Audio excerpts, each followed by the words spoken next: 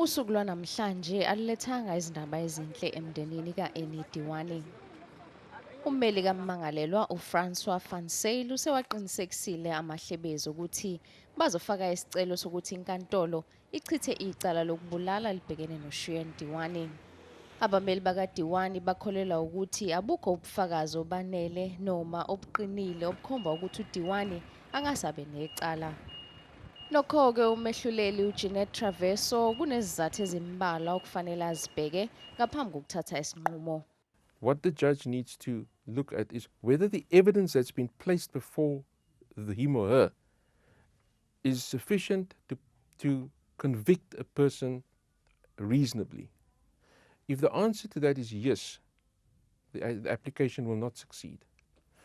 In exceptional circumstances, where the evidence of the witness for the state is so pathetic that you can virtually draw a line through it and almost make as if it didn't exist, then the court will look at the credibility and the reliability of the witness. Kulindele ukuthi abashushisi kanye nabameli bakaDewani benze izethulo zabo bechaza ukuthi kungani kufanele leli cala lingachithwa noma lichithwe ekupheleni kwesonto.